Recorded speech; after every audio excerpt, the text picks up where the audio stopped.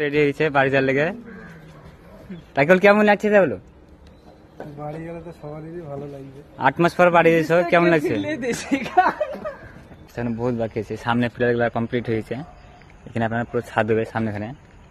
এই যে ঈদের পর ওরা আবার আসবে, আর দুজন না আসে তো আমাকে অন্য জায়গা থেকে আবার লোক আনতে হবে, মানে কুরবানির আগে এই কাজটা কমপ্লিট করতে হবে।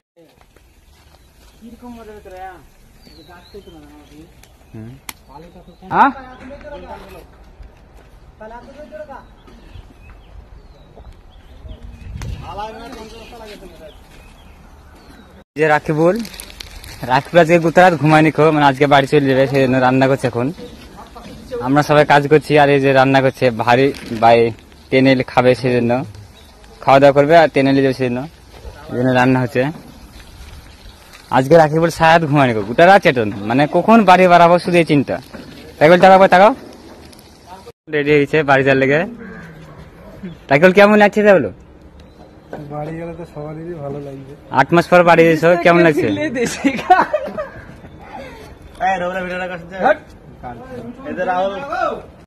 শোন, মনে করো ট্রেন থেকে গেটে এসে বসবি না, মনে করো মনে করে বসবি না।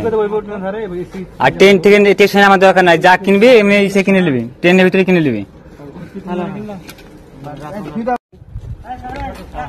আরে যা তাহলে দেখে যাবো। হ্যাঁ, আরে ট্রেন থেকে নামবে না, বুঝতে খবর দেখ।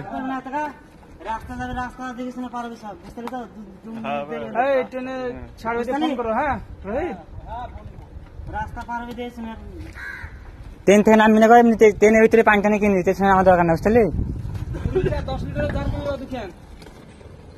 আরে ওই যাও তাহলে, ভাই চেষ্টা করো আসা, বাড়ি গেছে আসো।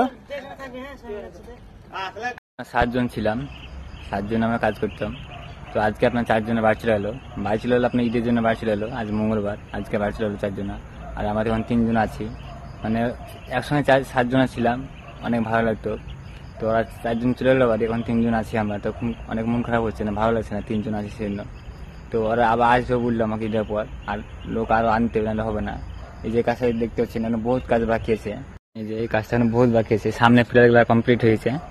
এখানে আপনারা পুরো ছাদ দেবে সামনেখানে।